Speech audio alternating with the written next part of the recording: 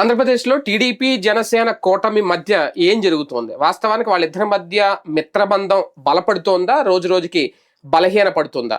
ఎవరో ఎక్కడో రగిలిస్తున్న చిచ్చు అది పెద్ద బ్లోఅవుట్ లా మారబోతుందా భవిష్యత్తులో? బ్లోఅవుట్ అంటే ఏమీ లేదు, కూటమి నుంచి జనసేన ఉంటుందా, బయటకు వచ్చేస్తుందా అనేది. ఎందుకంటే చిరంజీవి చేసిన వ్యాఖ్యల మీద తెలుగుదేశం పార్టీకి సంబంధించిన సోషల్ మీడియా చేసిన ప్రచారం ఏదైతే ఉందో దాన్ని చాలా తీవ్రంగా పరిగణిస్తోంది, తీవ్రంగా ఖండిస్తోంది జనసేన. కొంతమంది బయటికి రాకపోయినా కొంతమంది నేతలైతే ఓపెన్ గానే కొన్ని సవాళ్లు విసురుతున్నారు. ఒక రకంగా చెప్పాలంటే ఓపికతో ఉంటున్నారు. అది కూడా కేవలం మిత్రబంధం, ఏదైతే కూటమి ఐక్యత గురించి పవన్ కళ్యాణ్ గారు ఎప్పుడు చెప్తూ ఉంటారు, 15 ఏళ్ళు కొనసాగాలి ఈ కూటమి, లేదంటే 30 ఏళ్ళు కొనసాగాలి అని. ఆ మాట వల్ల కంట్రోల్లో ఉంటున్నారు కానీ లేదంటే అదుపు తప్పుతోందా అనేది. అయితే దీన్ని కంట్రోల్ చేయాల్సింది ఎవరు, ఎందుకు ఇలా జరుగుతోంది, ఇది అంశం మీద చర్చించే ప్రయత్నం చేద్దాం. అందుకంటే ముందు ఒక్కసారి ఆ జనసేన నాయకుడు దాడి వెంకటేశ్వరరావు గారు ఆయన ఏం మాట్లాడారు అనేది ఒకసారి వినిపించే ప్రయత్నం చేస్తా. ఏంటి పొడుచుకొచ్చింది ఇలా ఈ పొడుచుకొచ్చి ఈ సోషల్ మీడియా వేదిక మాట్లాడుతున్న అందరూ చెప్తున్నాను, ఏంటి మీకు పొడుచుకొచ్చింది? ఏంటి దాంట్లో తప్పట్టేది? మీరు మాకు రాష్ట్రం కాదా? దాంట్లో తప్పట్టాల్సిన అవసరం ఏముంది? దాంట్లో ఆయనకు సంబంధించినటువంటి సినీ పరిశ్రమలో జరుగుతున్నటువంటి అవార్డుల గురించి మాట్లాడాడా? ఇక్కడ కూడా ఇస్తే బాగుంటుందనే సందర్భంతో మాట్లాడాడా? అది కూడా ఏమిటో నమస్కారాలతో చాలా వినమ్రంగా అడుగుతానని చెప్పాడు. ఆయనకున్నటువంటి సంస్కారం అది. ఆయనకున్నటువంటి సంస్కారం ఎక్కడ, మీరెక్కడరా బాబు? అరే మీరు ఎవడన్నా ఒక్కడన్నా అడ్రస్ తెలుసా? మీరు ఎవడన్నా ఇవాళ ఉన్నాయి కదా అని చెప్పేసి యూట్యూబ్ లో ఒకడు కూర్చొని మాట్లాడి అటేదో బయట తిప్పుకోవటము, దానికి 10 మంది లైక్లు చెప్తుందా? మీరు ఎవరికైనా తెలుసా? మీరు ఎవరికైనా? వీళ్ళందరికంటే ఏదో బాధ వేసేస్తుందంట వాళ్ళకి. ఏం బాధేస్తున్నారు మీ అందరికి? ఇదే చంద్రబాబు నాయుడు గారు గత ప్రభుత్వం లోపల పెడితే, ఇదే గుంటూరు జిల్లాలో మా పవన్ కళ్యాణ్ గారు ఇచ్చిన మాట ప్రకారం బంద్ చేస్తుంటే ఆ బంద్ చేసి కేసులు మేము పెట్టించుకున్నాం. ఈ రోజుకి మా మీద కేసులు పెండింగ్ ఉన్నాయి. ఈ గిక్కున్న వాళ్ళందరూ ఏమైపోయిన రోజున ఇప్పుడు బయటకు వచ్చారు. మీరు ఇప్పుడు కంటికి ఏర్పడదు మీరందరూ. ఇవాళ దురద పడుతున్నాం మీ అందరికి. దురద పుడితే జాలం లోషన్ రాసుకుని ఇంట్లో కూర్చోండి. అంతకు మించి మీరు చిరంజీవి గారి గురించి మాట్లాడితే ఇది సార్ ఒక రకంగా ఇది చాలా పెద్ద స్టేట్మెంట్, పెద్ద వార్నింగ్. దొరద ఎక్కువ పుడితే జాలిం లోషన్ రాసుకుని ఇంట్లో కూర్చోండి అనేది అది ఎవరికి మాట్లాడారు, ఏ సోషల్ మీడియా దీన్ని రైట్ చేసిందని అందరికీ తెలిసిన విషయమే. అయితే ఇదే ఒకప్పుడు జగన్మోహన్ రెడ్డి ముఖ్యమంత్రిగా ఉన్నప్పుడు ఇదే పవన్ కళ్యాణ్ గారు చిరంజీవి గనక జగన్మోహన్ రెడ్డి దగ్గరికి వెళ్తే చేతులు జోడించి నమస్కరించుకున్నారు అని అప్పుడు చేసిన ప్రచారం. అప్పుడు వీళ్ళందరూ సైలెంట్ గా ఉన్నారు. కానీ ఇప్పుడు వీళ్ళ చేసిన దానికి ఒక రకంగా మిత్రపక్షం అయినా సరే ఏదో కంట్రోల్లో ఉన్నారు కానీ కంట్రోల్ తప్పుతున్నాయా అన్నట్టుగా ఉన్నా. ఎలా చూడాలి ఈ వ్యాఖ్యల్ని? ఏమీ కాదండి, ఏ ఇష్యూ ఉండదు. పవన్ కళ్యాణ్కి జగన్ అంటే విపరీతమైన ద్వేషం. అది చిన్నప్పుడు ఆస్తి తగాదా, వాస్తవంగా షర్మిలకి జగన్కి వచ్చిన తగాదా అంటే ఆస్తి తగాదా, లేదా జగన్ కి అక్కడ ఉన్నటువంటి గతంలో రాజారెడ్డిని నాశనం చేయాలనుకునే వాళ్ళు వాళ్ళ కుటుంబం ఉందంటే అది ఫ్యాక్షన్ శత్రుత్వం. ఈ రెండు శత్రుత్వాలు వీళ్ళిద్దరు పొరుగోళ్ళు కాదు, ఒకే కులపోళ్ళు కాదు, ఒకే ఊరోళ్ళు కాదు, ఒకే జిల్లా వాళ్ళు కాదు. కానీ ఎందుకు వచ్చిందో విపరీతమైన ద్వేషం మాత్రం జగన్ని చూస్తే నరనరాన రగిలిపోయే మనస్తత్వం పవన్ కళ్యాణ్. పవన్ కళ్యాణ్ని లైట్ గా తీసుకునే మనస్తత్వం జగన్ది. ఈ ఇద్దరి యొక్క స్వభావ సరళి చూసుకున్నప్పుడు జగన్ తన శత్రువుగా చంద్రబాబుని భావిస్తాడు తప్పించి పవన్ కళ్యాణ్ భావించడు. మీరు ఒకసారి గుర్తుకు తెచ్చుకుంటే 2019 ఎలక్షన్స్కి ముందు తెలుగుదేశం పార్టీ అధికారంలో ఉన్నటువంటి సందర్భంలో విశాఖపట్నంలో పెట్టుబడుల సదస్సు పెట్టింది. పెట్టినప్పుడు ఈ యాజిటేషన్కి పిలిపించాడు పవన్ కళ్యాణ్. అక్కడ అప్పుడు తెలుగుదేశం ఏముంది, పారిశ్రామికవేత్తలు పెట్టుబడులు పెట్టడానికి వస్తుంటే చెడగొడతారా మీరు అంది. ఇచ్చిన పిలుపు పవన్ కళ్యాణ్ దేని గురించి? హోదా గురించి, పెట్టుబడుల గురించి ఇస్తే. హోదాకి వస్తే పెట్టుబడులు వస్తాయి అంటే మీరేమో ఇక్కడ చెడగొడతారా అంటే, మేమేం హోటల్ ఎదురుగుండా నిరసన చేయట్లేదు కదా, సముద్ర పొడ్డునికి పిలిపిస్తున్నాను అన్నాడు పవన్ కళ్యాణ్. మీరు గుర్తుకు తెచ్చుకుంటే ఇప్పుడు చలసాని శ్రీనివాసు ఇట్లాంటి వాళ్ళందరూ అప్పుడు వెళ్ళారు, రోడ్లంతా బ్లాక్ చేశారు. సముద్రంలో నుంచి పడవేసుకుని వచ్చాడు చలసాని శ్రీనివాస్ ఆ రోజున. అలాంటి ఒక యాజిటేషన్ మూమెంట్ ఒక రకంగా మొన్న టీచర్లు ఎట్లాగా యాజిటేషన్ చేశారు జగన్ టైంలో, అప్పుడు ఆ టైంలో వీళ్ళు చేశారు. పవన్ కళ్యాణ్ ఇచ్చిన పిలుపుకి స్పందించి పవన్ ఏమని పిలిపించాడు, జగన్ కూడా రమ్మన్నాడు యాజిటేషన్. జగన్మోహన్ రెడ్డి వెళ్ళాడు, మీరు గుర్తెచ్చుకుంటే. విశాఖపట్నం ఎయిర్పోర్ట్ లో జగన్మోహన్ రెడ్డిని అరెస్ట్ చేశారు, గుర్తుందా? చివరికి ఎయిర్పోర్ట్ లో ధర్నా చేసి కూర్చున్నారు 3-4 గంటల పాటు. ఆ తర్వాత మళ్ళీ చంద్రబాబుని అట్లాగే ఎయిర్పోర్ట్ ఆపారు. అది ఆ రోజున జరిగింది. ఎయిర్పోర్ట్ లోనే ఆపినటువంటి సంఘటన చోటు చేసుకుంది కదా. ఎవరి పిలుపుకి? పవన్ కళ్యాణ్ పిలుపుకి. అంటే పవన్ కి ఆ రెస్పెక్ట్ ఇచ్చాడు, కానీ పవన్ రాలేదు ఆమె యాజిటేషన్. పైగా జగన్ అరెస్ట్ చేసిన దాన్ని ఖండించని కూడా ఖండించలేదు. అప్పుడు ఏదో క్యాజువల్ దీనిలాగా నడిచింది. అంటే పవన్ విషయంలో అతను ఒక మాస్ ఇమేజ్ ఉన్న లీడర్గా జగన్ గౌరవించాడు. చివర్లో మాట్లాడినటువంటి 2 పెళ్లిళ్ళు 3 పెళ్లిళ్ళు అంటే జగన్ని చెప్పు కొడతానన్నటువంటి తర్వాతనే కదా ఇవన్నీ వచ్చినాయి బేసిక్గా. అయితే పవన్ కి జగన్ మీద ఉన్నంత ద్వేషం జగన్ కి పవన్ మీద లేదు. జగన్ మీద ద్వేషంతో పార్టీ పెట్టింది పవన్ కళ్యాణ్. 2009-10లోనే జగన్ పార్టీ పెట్టేశాడు. జగన్ ని అధికారంలోకి రానియనని పార్టీ పెట్టినోడు పవన్ కళ్యాణ్. ఆ ద్వేషంతోనే పొత్తు. 2014లో తను పోటీ చేయకపోవడానికి కారణము జగన్ అధికారంలోకి రానియకుండా ఉండడానికి. 2019లో తెలుగుదేశంతో విభేదించినటువంటి కారణము జగన్ అధికారంలోకి రానియకుండా ఉండటానికి. ఇప్పుడు కొంతమంది వాళ్ళ ఫ్యాన్స్ ట్వీట్లు చేస్తుంటారు, నిన్ను నేల మీద కూర్చోబెట్టాడు. మొన్న ఓడినటువంటి కరెక్టే, కానీ ఆ రోజున జగన్ ని జీవితంలో సీఎం కానివ్వనన్నమాట వల్ల కాలేదు కదా. ఆయన దించేసాడంటే అసలు ఈయనే సీఎం కానివ్వకుండా చేస్తున్నాడు కదా, మరి అలకనైతే జగన్. ఇక్కడ బేసిక్ ఏమైపోయిందంటే, నాకు అర్థమైనంత వరకు మనస్తత్వం పరంగా చూస్తే ఇగో సినిమాల్లో బయటికి కనిపించినటువంటి నవ్వుతా కావులించుకుంటూ ఒకళ్ళనొకళ్ళు నాశనం చేసుకోవాలని కోరుకుంటుంటారు. అప్పుడు ఎదవరకటి రోజుల్లో mega fans versus Nandamuri fans, వీళ్ళేంటి హీరోలు కావులించుకునేవాళ్ళు, వీళ్ళు కింద కొట్టుకునేవాళ్ళు. అంటే పవన్ కళ్యాణ్ గారు అది ఉందా ఇప్పుడు? అది లేకపోతే ఎందుకు పవన్ కళ్యాణ్కి ద్వేషం ఏంటి?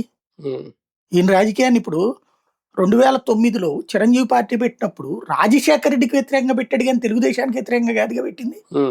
కానీ చిరంజీవి పార్టీని బద్నాం చేసింది ఎవరు? తెలుగుదేశం ఆ రోజున. అలాగే తన వ్యక్తిగత జీవితం మీద రచ్చరచ్చ చేసింది ఎవరు? తెలుగుదేశమే కదా, చంద్రబాబు టీమే కదా. ఆ రోజున ఆయనే చెప్పాడు కదా, నా మీద ట్రోల్ చేపిస్తున్నారు, నన్ను బాగా చెడగొడుతున్నారు అని ప్రచారం చేసింది, ఓపెన్ గా స్టేట్మెంట్ ఇచ్చింది ఎవరు? 2019కి ముందు పవన్ కళ్యాణే కదా. మరి అది జగన్మోహన్ రెడ్డి కాదు కదా. పైగా చిరంజీవిని అన్నయ్య అంటూ పిలిచి భోజనం పెట్టింది ఎవరు? సీఎం హోదాలో కూర్చుని చంద్రబాబు నాయుడు పెట్టారా 2014-19 మధ్యలో? లేదే. పోనీ అంతకుముందు సీఎంగా చంద్రబాబు సుదీర్ఘకాలం చేశారు కదా, ఎప్పుడైనా పిలిచి భోజనం పెట్టారు చిరంజీవికి? కానీ సీఎం అయిన తర్వాత భోజనం పెట్టింది ఎవరు? పిలిచి భార్యాభర్తలు ఇద్దరు కూర్చుని సర్వ్ చేసింది ఎవరు? అలాగే ఆయన టికెట్ల రేట్లకు సంబంధించి మీరు చూడండి అన్నయ్య అని చెప్తే ఈయన పట్టించుకోకపోతే, ఆ సినిమా ఇండస్ట్రీ వాడు ఎవడు పట్టించుకోకపోతే, ధరలు తగ్గిస్తే అప్పుడు చిరంజీవి ఫోన్ చేసి నేను వచ్చి కలుస్తానంటే రమ్మనమని చెప్పింది ఎవరు? వచ్చిన తర్వాత మర్యాద ఇచ్చి కూర్చోబెట్టింది ఎవరు? కానీ దాన్ని అంతటిని నెగిటివ్ గా ప్రొజెక్ట్ చేసింది ఎవరు? పవన్ కళ్యాణ్ గా చేసుకున్నారు. అంటే ఏంటి ఇక్కడ అణువణువున దీంట్లో కనిపిస్తున్నది ఒక ఈగోయిస్టిక్ యాటిట్యూడ్. నేను ఇంత సినిమా సెలబ్రిటీని, ఓ చిరంజీవికి సోదరుణ్ణి, ఇంకో పక్కన పవన్ కళ్యాణ్ అని నేను అని నా చేత ప్రమాణం కావాలని బోల్డ్ అంతమంది కోరుకుంటున్నారు. నేను ఎక్కడికి పోయినా మాబ్ ఉంటారు, యువతరం బాగా వస్తారు. ఇంత నేను వస్తున్నదంటే సినిమా ఇమేజ్ ప్లస్ నా కుటుంబ ఇమేజ్, ఇదంతా కులప ఇమేజ్ ఎంత ఉంది. What about Jaganmohan Reddy? Who is he? ఓ రాజశేఖర రెడ్డి కొడుకు. ఆ లెక్కను చూసినప్పుడు నువ్వు చిరంజీవి తమ్ముడివి. కానీ ఇక్కడ ఇతనికి కోపం ఏంటి? ఓ పొలిటీషియన్ కిట్ట జనం ఎందుకు వస్తారు? జగన్మోహన్ రెడ్డి కిట్ట జనం ఎందుకు వస్తారు? ఎందుకు ఎగబడతారు? నన్ను చూస్తామంటే సినిమా వాడిని కాబట్టి చూసారంటే ఒక అర్థం ఉంది. చంద్రబాబుకి లోకేష్ కట్ట ఎగబడరే. ఇప్పుడు మీరు వాళ్ళు భోజనాల దగ్గర ఎక్కడ ఇంకోటి చూస్తుంటారు, ప్రశాంతంగా వెళ్ళిపోతూ ఉంటారు, పెద్దగా ఏమి ఇంత టెన్షన్ ఉండదు. వాళ్ళు ప్లాన్ చేసి పిలిపించుకుని ఎగబడమంటే ఎగబడాల్సిందే తప్పించి, లోకేష్ ఈ ఏరియాకి వస్తున్నాడని ఎగబడిపోయి మీద పడిపోయేటటువంటి స్టేజ్ ఉంటుందా? లేకపోతే చంద్రబాబుకి అట్లాంటి స్టేజ్ ఉంటుందా? అది ఇక్కడ పవన్ కళ్యాణ్ మాత్రమే ఆ ఇమేజ్ ఎక్స్పెక్ట్ చేస్తుంటే జగన్మోహన్ రెడ్డి వస్తున్నాడు. అవును. ఇది అతనిలో ఏమన్నా ఇగో హర్ట్ అవుతున్నదా ఏంటి అనేది అర్థం కావట్లేదు. ఎందుకంటే ఇంకా వేరే శత్రుత్వం ఏం పెట్టుకోవాల్సిన నెసిటీ ఏం లే. దాని ఆ శత్రుత్వం దానికి ఏమంటాడంటే జగన్ అనేటటువంటి వ్యక్తి లేకపోతే రాజశేఖర రెడ్డి అనేటువంటి వ్యక్తులు మంచోళ్ళు కాదు, వాళ్ళు ప్రమాదకారులు, వాళ్ళు ఫ్యాక్షనిజం భావజాలపు ఉన్నోళ్ళు అన్నటువంటిది పవన్ కళ్యాణ్ తన నాయకులకి తన వాళ్ళకి చెప్పేటటువంటిది. ఆ లెక్కనైతే తెలుగుదేశంలో ఎంతమంది ఉన్నారు? ఫ్యాక్షనిస్టులు తెలుగుదేశంలో లేరా? లేకపోతే వీళ్ళ దగ్గర అందరూ మంచోళ్ళు ఉన్నారనేనా? మరి అట్లా మంచోళ్ళు ఉన్నప్పుడు ఇంకా నువ్వెందుకు పార్టీ పెట్టడం? పార్టీ పెట్టి ఇంకో పార్టీ ఎందుకు పెట్టడం? నువ్వు వీళ్ళందరూ మంచోళ్ళు అయినప్పుడు నువ్వు కూడా ఇందులో చేరిపోవచ్చు కదా. తెలుగు యువత అధ్యక్షుడిగాను, తెలుగుదేశానికి సంబంధించినటువంటి ఒక విభాగానికి అధ్యక్షుడిగాను ఉండొచ్చు కదా. కానీ నువ్వు ఎందుకు పార్టీ పెట్టావు? తెలుగుదేశం వైసీపీలకు వ్యతిరేకం అన్నావు కదా. కానీ నువ్వు వచ్చేటప్పటికి కేవలం నేను వైసీపీకి వ్యతిరేకం, జగన్కి వ్యతిరేకం. మళ్ళీ వైసీపీలో బొత్స మంచోడే, బాలినేని మంచోడే, సామినేని ఉదయభాను మంచోడే, ఒక్క జగనే చెడ్డోడు. ఎట్లా అంటే నాకు నచ్చలేదు అంతే. రాజశేఖర్ రెడ్డి నాకు నచ్చలేదు, కానీ ఈయనకి నచ్చలేదు కాబట్టి జనానికి నచ్చకపోవడం లేదు. కానీ ఒక్కటిసారి ఆంధ్రప్రదేశ్ లో టీడీపీ వైసీపీకి జనసేనకి డిఫరెన్స్ ఏంటి అంటే, ఒక మెగా కుటుంబాన్ని ఏమన్నా అన్నా జనసేన కార్యకర్తలు ఊరుకోరు, పవన్ కళ్యాణ్ ఫ్యాన్ ఫాలోయింగ్ అలా ఊరుకోరు, కాపు సామాజిక వర్గం కూడా వాళ్ళ మీద ఏమన్నా వచ్చినా వస్తారు ఓవరాల్ గా రాజకీయంగా. కానీ ఇక్కడ నిజంగా జగన్ మీద ద్వేషం, బాబు గారి మీద ప్రేమ ఎంతవరకు ఉంది? ద్వేషం అయితే ఎలాగా ఉంది, బాబు గారి మీద ప్రేమ ఎంతవరకు ఉంది? ఉండే ఇప్పుడు మొన్న ఆయన ఎవరు బొలిశెట్టి గారు కూడా మాట్లాడారు, ఓకే తర్వాత రాజీనామా చేశారు, కారణం వేరు చెప్పినా రాజీనామా ఎందుకు చేశారు అనేది ఓపెన్ గా అందరికీ తెలుసు. ఆయన సీనియర్ నాయకుడు, ఫస్ట్ నుంచి ఉన్న వ్యక్తి. ఇప్పుడు ఈయన దాడి వెంకటేశ్వరరావు కానీ వీళ్ళందరూ సీనియర్ నాయకులు ఒక రకంగా. వీళ్ళందరూ ఓపెన్ అవుతున్నారు అంటే ఇంకా ఆయన కంట్రోల్ చేయబట్టి కంట్రోల్ అవుతున్నారా, లేదంటే ఇది ఏదో టైంలో బరస్ట్ అవుతుందా? ఇప్పుడు నాయకుడు అక్కడ వాళ్ళ మీద వాళ్ళని ప్రేమిస్తుంటే వీళ్ళు మాట్లాడే ఏంటి ప్రయోజనం? ఇది ఒక కూటమిలో చిన్నపాటి అసంతృప్తి. అంటే ఆయన ప్రేమిస్తున్నారు కాబట్టి వీళ్ళు ఒగ్గబట్టు కూర్చుంటున్నారు, ఇలాంటి సందర్భాల్లో ఓపెన్ అవుతున్నారు అంటున్నాను. కూటమి పరంగా ఉన్నటువంటి సందర్భంలో కిందోడు ఎవడో మాట్లాడుకుంటే ఎవరికి ఏం కాదండి. బేసిక్ గా పవన్ కళ్యాణ్కి 15 ఏళ్ల పాటు జగన్ అధికారంలోకి రానియకపోతే, అంటే మేబీ నేను అనుకోవడం పవన్ కళ్యాణ్ ఇచ్చే ప్రతి స్టేట్మెంట్ ఈనాడు ఆంధ్రజ్యోతి స్టేట్మెంట్లే వస్తాయి. మీరు అబ్జర్వ్ చేయండి. అవును, ఈనాడు ఆంధ్రజ్యోతి పవన్ మీద రాసిన విషపూరిత కథనాలే ఈయన స్టేట్మెంట్లుగా వస్తుంటాయి. పరిశ్రమలు పారిపోయినాయి, ఏడికి పోయినాయి, అంబానీ అదాని జనరల్ వీళ్ళందరూ వస్తే పారిపోయారా? మరి పారిపోతే కనుక ఇప్పుడు ఇవాళ డేటా సెంటర్ ఎట్ వచ్చింది? లేకపోతే కనుక ఆ రోజున అంబానీ వచ్చి ఎందుకు పెట్టుబడి పెట్టాడు? డేటా సెంటర్ అయిందంటే ఒప్పుకోరు. సరే, వాళ్ళ దురదృష్టం వాళ్ళకు. బట్ నేను అనేది, నువ్వు ఏం చేసినా సరే ఆ రోజు జెండాలు ఎందుకు వచ్చాడు? ఆ జెండాలు పారిపోయేలా చేసింది నువ్వు కదా ఇక్కడ. ఇప్పుడు చంద్రబాబు వచ్చాక కదా. మరి ఆ టైంలో పారిశ్రామికవేత్తలకు, పరిశ్రమలకు సంబంధించిన భూమి షిర్డీ సాయి మీద విష ప్రచారం ఎవరు చేశారు? అదాని మీద విష ప్రచారం ఎవరు చేశారు? ఆ రోజున విష ప్రచారం చేసింది వీళ్ళు. ఇప్పుడు మళ్ళీ అదే అదాని తెప్పించారు, అదే అదాని వీళ్ళే ఒప్పుకున్నారు. అదే అనేది నేను అంటున్నది. వీళ్ళది ఎంతసేపటికి ఏంటంటే చంద్రబాబు ఉన్నప్పుడు పరిశ్రమలు రావాలి, మిగతా వాళ్ళు ఉన్నప్పుడు రాకూడదు, వచ్చే వాళ్ళందరూ దొంగలని ప్రచారం చేయాలి. అదే మోస మనస్తత్వంలో ఈయన కూడా ఉన్నాడు, పవన్ కళ్యాణ్ కూడా అదే కంటిన్యూటీ మాట్లాడుతున్నాడు ఆయన. అంటే ఆయన ప్యూర్లీ ఒక రకంగా చెప్పాలంటే బ్రెయిన్ వాష్ అయినటువంటి నాయకుడిలా వ్యవహరిస్తున్నాడు ఆయన. ఈనాడు జ్యోతి రోజు చదివితే మీరు అబ్జర్వ్ చేస్తే, ఇప్పుడు మనం రోజు గనక పాకిస్తాన్ వార్తలు చదివేటటువంటి మనస్తత్వం ఉన్న వాళ్ళని కనుక అబ్జర్వ్ చేస్తే, నరేంద్ర మోడీ నవ్వినా కూడా అందులో విపరీతమైన ద్వేషం వచ్చేస్తుంది. పొరపాటున నరేంద్ర మోడీ భోజనం చేస్తున్నా సరే వీళ్ళకి బీఫ్ గుర్తుకొస్తుంది, మా బీఫ్ తింటలేదు నరేంద్ర మోడీ అంటే. వాళ్ళ మనస్తత్వం అట్లుంటది. అలాంటి మనస్తత్వం ఎట్లయితే ఉందో అంతగా ఎడిక్ట్ అయిపోతున్నాడు ఈయన.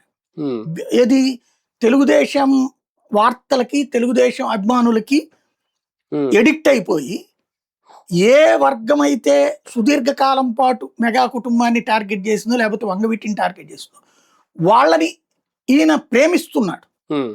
ఆ ప్రేమ ఏ స్టేజ్కి వచ్చిందంటే జగన్ మీద ద్వేషం కోసం తనని నమ్మే వాళ్ళని ఇక్కడ ఒక ఆస్పెక్ట్. రెండవది ఏంటంటే క్లియర్ కట్ ఈయనకున్నటువంటిది ఒక గేమ్ చేంజర్ కావాలనుకుంటున్నాడు.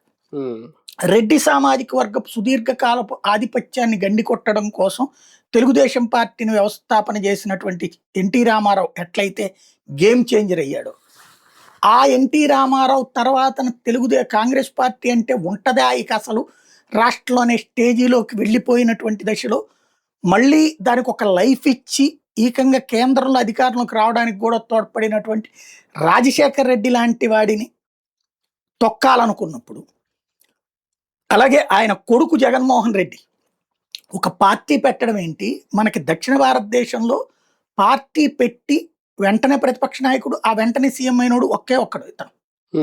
ఎన్టీ రామారావు తరం తీసేయండి, అది ఎప్పుడో 40-50 ఏళ్ల క్రితం. ఆ రోజుల్లో ఇంకో పార్టీ లేవు, ఓన్లీ జాతీయ పార్టీ వర్సెస్ ప్రాంతీయ పార్టీ. అట్లాంటిది ప్రాంతీయ పార్టీలు ఉండగా అక్కడ టిఆర్ఎస్ కావచ్చు, ఇక్కడ ఈయన కావచ్చు, ఇద్దరు సక్సెస్ అయ్యారు. టిఆర్ఎస్ 2 సార్లు ఓడి 3వ సారి అధికారంలోకి వచ్చింది. 14లో అధికారంలోకి వచ్చింది కదా, 4లో కలిసి కూటమిగా. 2009లో తెలుగుదేశంతో పోటీ చేసి ఓడిపోయింది. 2014లో అధికారంలోకి వచ్చింది సింగిల్ గా. వైసీపీ పెట్టాక ఇట్లాగ వచ్చాడు. ఇదంతా కూడా ఈయనకి ఎలాగున్నది అంటే అసలు అట్లా వస్తాడు అతను, విపరీతమైనటువంటి అది జలస్ అన్నమాట, విపరీతమైన ద్వేషం.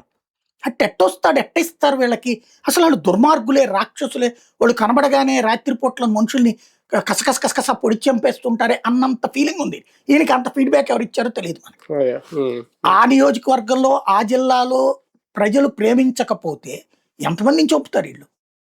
అక్కడున్న పులివెందుల రోడ్లు చూస్తే నీ హైదరాబాద్ రోడ్లతో పోటీ పడతాయి. అది వాళ్ళు అభివృద్ధి చేసి చూపించారు కాబట్టి అక్కడ నమ్ముతున్నారు. కానీ ఒకటి సార్, ఈ విషయంలో నిజంగా అంతగా తప్పు పట్టాల్సిన అవసరం ఏముంది చిరంజీవి గారి వ్యాఖ్యల్ని? అలాగే టీడీపీలో ఒక వర్గం ఏమన్నా లైన్ దాటి వ్యవహరిస్తుందా? అంటే మీకు తెలుగుదేశం పార్టీలో ఫ్రమ్ ద బిగినింగ్ అది మనస్తత్వం మార్చడం కష్టం. ఇప్పుడు పుట్టినప్పటి నుంచి నీ ఆలోచన తీరు ఎట్లా ఉంటుందో, ఇప్పుడు నీ ఇంట్లో తెలుగుదేశం పార్టీ వాళ్ళ ఇంట్లో అసలు ఇంకొక నాయకుడు అనేవాడు భూమి మీద వేస్ట్ అనే ఫీలింగ్ ఉంటుంది వాళ్ళకి. దైవాంశ సంభూతుడు ఎన్టీ రామారావు, ఆయన లాంటి దైవాంశ సంభూతుడి వల్ల అసలు ఆంధ్రప్రదేశ్లో మనందరం కూడా బ్రతుకుతున్నాం. ఆ తర్వాత మనందరికీ అన్నం తినడం నేర్పించింది, మన ఇళ్లలో ఉన్నటువంటి మహిళలు పుట్టింటికి వెళ్ళడం నేర్పించింది, ఆ తర్వాత అసలు మనకి సంస్కారము సంస్కృతి నేర్పించింది చంద్రబాబు నాయుడు అని వాళ్ళు బలంగా నమ్ముతారు. అలా నమ్మేటటువంటి వాళ్ళకి అసలు ఇంకొక వర్గం అనేటటువంటిది నాట్ యాక్సెప్టబుల్. వాళ్ళు రెడ్లతో ఏంటి గొడవ, పవర్ గొడవే కదా. కానీ రెడ్ల మీద వాళ్ళు చిమ్మినటువంటి విషం, లైక్ ప్రతి సినిమాలో విలన్ రెడ్డే ఉంటాడు, హీరో రెడ్లు తక్కువ, విలన్ రెడ్లు ఎక్కువ. హీరో రెడ్డి కూడా నరుకుతూనే ఉంటాడు. అదే వేరే హీరో అయితే కనుక చక్కగా ఫ్యామిలీని ఆప్యాయంగా కావులిచ్చుకుని ఉంటాడు. అది వాళ్ళకు ఒక సిస్టమేటిక్గా నడిపినటువంటిది. అంటే వాళ్ళు అనుకున్నటువంటి భావజాలాన్ని ప్రజల్లోకి తీసుకెళ్లడంలో సక్సెస్ అయ్యారు. రెడ్లంటే క్రూరులు, వీళ్ళంటే దైవాంశ సంభూతులు, ఉద్యోగాలు ఇస్తారు, ఉపాధి ఇస్తారు, అసలు సమాజాన్ని కాపాడేటటువంటి దైవాంశ సంభూతులు అనేటటువంటి ఆ స్టేజీలో మధ్యలో వచ్చి పడినోడు వంగవీటి రంగ. అతను జట్టు కట్టడం ఎప్పుడైతే చేశాడో అనూహ్యమైనటువంటిది వీళ్ళకి. ఆ కోపంతో సుదీర్ఘకాలం పాటు నడిచింది. రంగా మరణం తర్వాత వాళ్ళల్లో ఆ పుట్టినటువంటి వాళ్ళ కుటుంబాల్లో సైకలాజికల్గా వీళ్ళమంటే ఒక ద్వేషం వచ్చేసి సుదీర్ఘంగా. ఆ ద్వేషం దాదాపుగా 1-2 తరాలు నడిచింది. ఇప్పుడు పవన్ కళ్యాణ్ ఎలాంటి గేమ్ చేంజర్ కావాలనుకుంటున్నాడంటే ఈ కాపు సామాజిక వర్గాన్ని కూడా రెడ్లకి ద్వేషులుగా తయారు చేయాలనుకుంటున్నాడు. కమ్మ సామాజిక వర్గానికి అనుకూలంగా రెడ్లకి ద్వేషులుగా తయారు చేయాలి శాశ్వతంగా.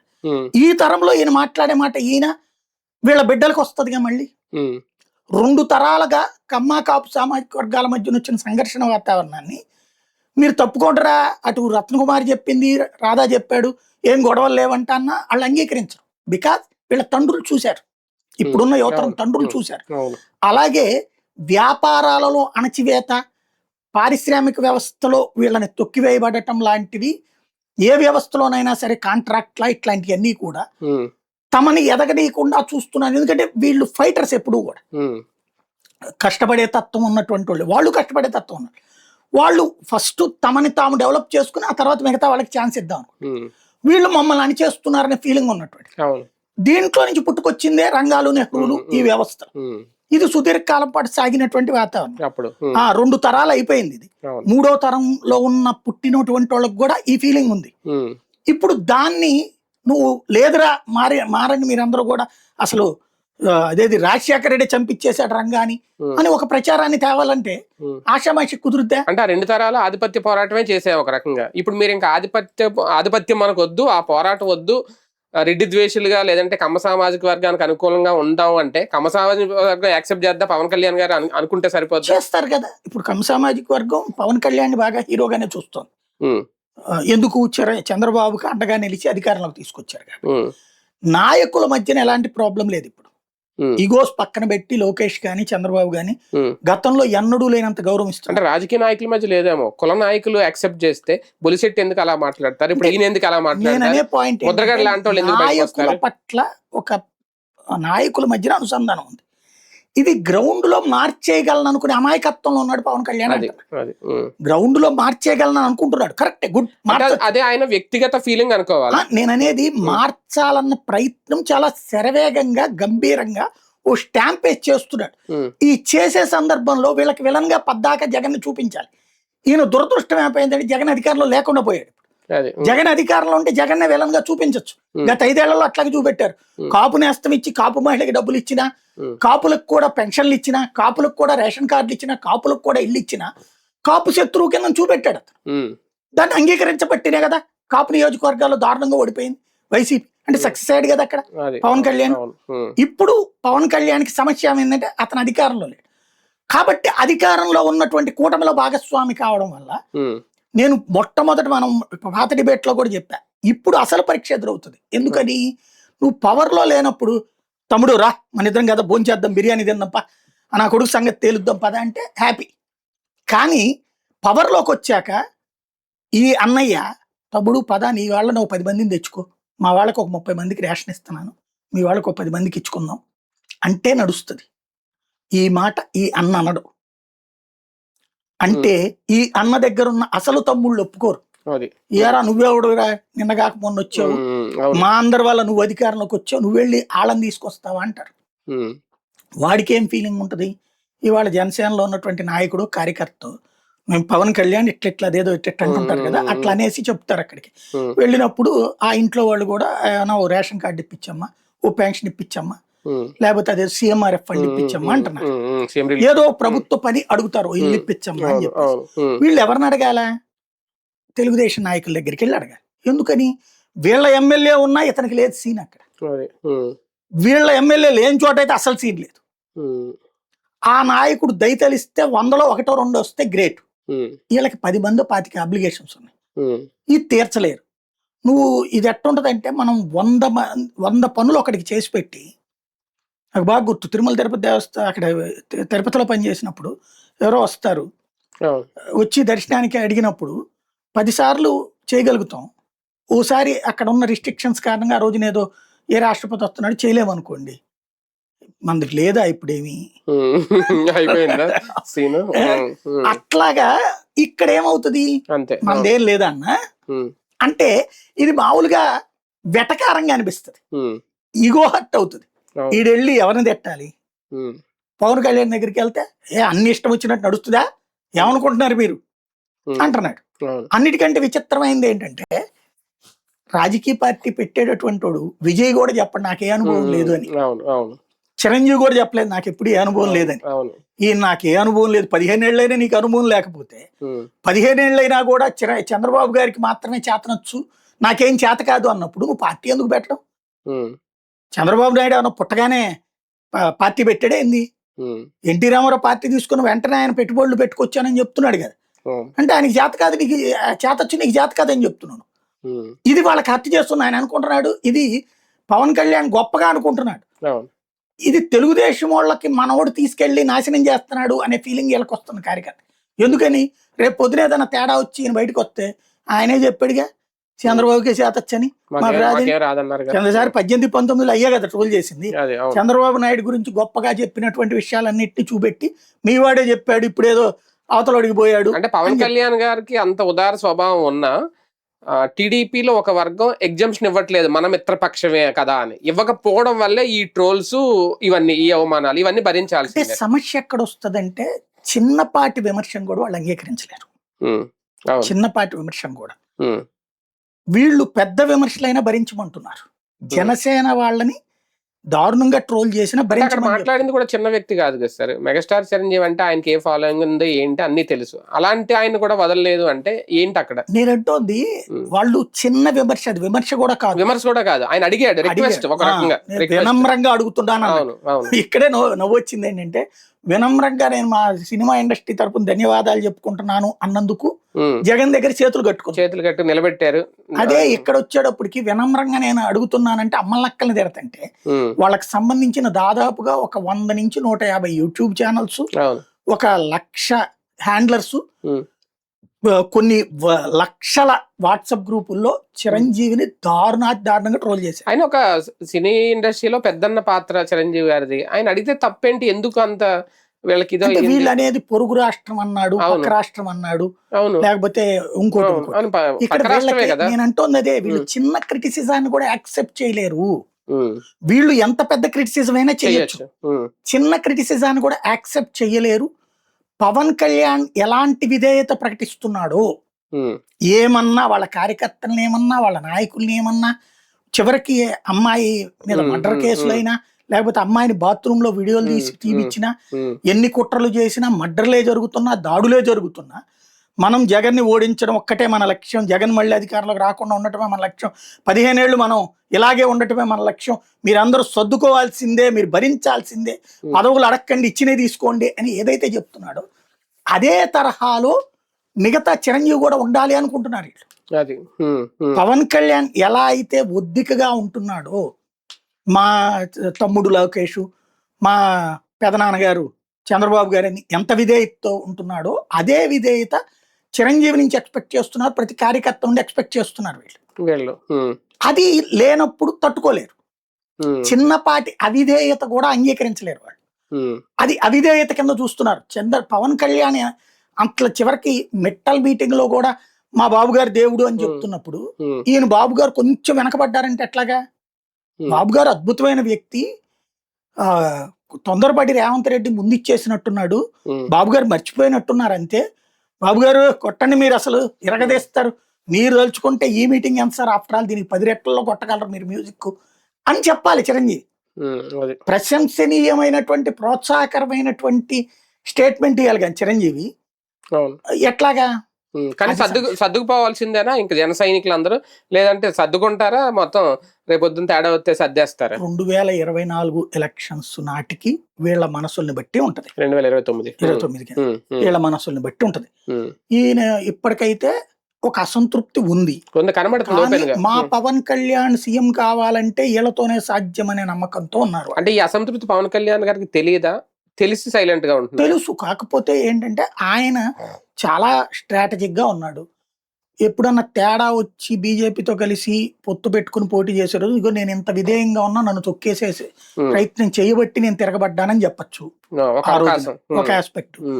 రెండవది ఏంటంటే ఇప్పుడున్నటువంటి సిచ్యుయేషన్ లో ఇన్ని పదవులు మనం ఇప్పించగలిగాం, అదే మనం గనక విడిగా పోటీ చేస్తుంటే ఈ పదవులు వచ్చుండే కాదు కదా, కాబట్టి మనం సర్దుకోవాలి. అంటే ఆ పదవుల్లో కూడా కొంచెం సర్దుకున్నారు కదా, కాంప్రమైజ్ అయ్యారు కదా. అసలు లేదంటే ఇప్పుడు మన బొలిశెట్టి చెప్పింది అదే కదా, 2019, 24, 2014 నుంచి తీసుకుందాం, రెండు మధ్యలో అసలు ఏ పదవి లేదు. అప్పుడుతో పోల్చుకుంటే 10 సంవత్సరాలతో పోల్చుకుంటే ఇప్పుడు దాదాపు 10,000 మంది పదవులు వచ్చినాయి కదా, ఏదో ఒకటి. ఇంకో 10,000 మందికి రేపు పదవులు వస్తాయి. అప్పటితో పోల్చుకుంటే ఇప్పుడు స్ట్రైక్ రేట్ పెరిగింది కదా, అయింది 100% కదా. స్ట్రైక్ రేట్ పెరిగింది కానీ ఇండివిజువల్ గా పోటీ చేస్తే స్ట్రైక్ రేట్ రాదని ఆయనే ఒప్పుకుంటున్నాడు. అదే కదా, లేదా 0కి వస్తాను అన్నటువంటి. కాబట్టి ఆయనే ఒప్పుకుంటున్నప్పుడు ఆయన లోపాన్ని ఎవరో ఇంకేం మారుస్తారు? అంటే ఆయన మీద ఆయనకి నమ్మకం ఇంకా సరిపోవట్లేదు ఇప్పుడు, రేపొద్దున భవిష్యత్తులో సాధ్యం కూడా కాదు ఆయనకి. ఎందుకంటే నువ్వు ఎప్పుడైతే ఇది ఎప్పుడు కూడా స్ట్రైక్ రేట్ అనేటటువంటి స్ట్రాంగెస్ట్ దీని మీద డిపెండ్ అయి ఉంటది. నువ్వు first impression is best impression అంటారు. నువ్వు స్టార్టింగ్ రాజకీయం వదిలేసావు, 19లో విడిగా అన్నావు, పోనీ అదే పాయింట్ మీద నిలబడాలి. 24కి వచ్చేటప్పటికి నేను తీసుకున్న 21 100% స్ట్రైక్ రేట్ అంటే ఎట్లా ఉంటది? ఇప్పుడు నేను సీఎం గా ఎందుకు చూడాలి జనం? నాకే చేత కదా నువ్వే చెప్తుంటే, చేతకానోడికి సీఎం ఎందుకు ఇవ్వాలి ఇప్పుడు? కాబట్టి నీ అంతటి నువ్వే కాదు, నీ సామాజిక వర్గం మొత్తానికి దెబ్బ కొట్టావు. ఇంకోటి అన్నిటికంటే దారుణం ఏంటి అంటే ప్రత్యామ్నాయ రాజకీయం కోరుకునే మనస్తత్వం ఉన్నటువంటి ఆంధ్రులకి దెబ్బ కొట్టాడు ఆయన. ఒక జేపీని ఎందుకు ప్రోత్సహించారు జనం? ఒక చిరంజీవిని, ఒక బీజేపీని ఎందుకు ప్రోత్సహించారు జనం? ఓ పవన్ కళ్యాణ్ ఎందుకు ప్రోత్సహించారు జనం? ప్రత్యామ్నాయం, తృతీయ ప్రత్యామ్నాయం ఉండాలని కోరుకు. ఒకప్పుడు కమ్యూనిస్టులు ప్రోత్సహించున్నాడు ప్రజలు, కానీ ఈయన తృతీయ ప్రత్యామ్నాయాన్ని చంపేశాడు. ఇక భవిష్యత్తులో తృతీయ ప్రత్యామ్నాయం లేకుండా చేస్తున్నాడు. ఒకవేళ థర్డ్ ఆల్టర్నేట్ అవసరం అయితే అప్పుడు ఈయన ఇండివిజువల్ గా నిరూపించుకోవాల్సి వస్తుందేమో. అది ఏంటంటే రేపు ఎలక్షన్లలో మళ్ళీ గెలిచేస్తామని నమ్మకం ఉంది దీనికి. ఇప్పుడు నియోజకవర్గాలు పెరిగినాయి కదా, 263 దాకే వస్తాయి. వీళ్ళ గ్యారంటీ రేపు 50-60 సీట్లు ఇస్తారు. ఇప్పుడు క్రిందటిసారి ఇచ్చిన అదే రేషియోలు చూసుకుని 15%, ఇప్పుడు 1.5 ఇచ్చారు కదా, ఇప్పుడు ఎన్ని వచ్చినాయి, 21 వచ్చినాయి. రేపు మేబీ 35 అట్లా ఇస్తారు, 31, 32 ఇస్తారు పెరిగిన సీట్ల ప్రకారం. అట్లాగే పార్లమెంట్ సీట్ 2 ఇచ్చారు కదా, ఈ దఫా 3 ఇస్తారు. ఇట్లాగా కొన్ని వస్తాయి. కాబట్టి ముందుకెళ్దాంలే, మనం నిదానంగా సెటరేట్ చేసుకుంటే, మనం కింగ్ అవ్వడం కంటే కింగ్ మేకర్ అవ్వాలని కోరుకుంటున్నాడు ఆయన. ఫ్రమ్ ద బిగినింగ్ ఆయన కింగ్ మేకర్ అంటే ఇష్టం, కింగ్ అంటే కాదు. మన అదే అయ్యారు, తర్వాత కూడా అదే అవుతారేమో. రైట్, చూద్దాం. జనసేనలో అసంతృప్తి అయితే పెళ్లిబుగుతుంది, బయటకు వస్తుంది, కనిపిస్తోంది. ఇది పవన్ కళ్యాణ్ గారికి తెలియదు అని అనుకోకూడదు, తెలిసే కాంప్రమైజ్ అవుతున్నారా? భవిష్యత్తులో ఇది ముదురుతుందా, ముదరకుండా ఏమైనా చర్యలు తీసుకుంటారా? చూద్దాం.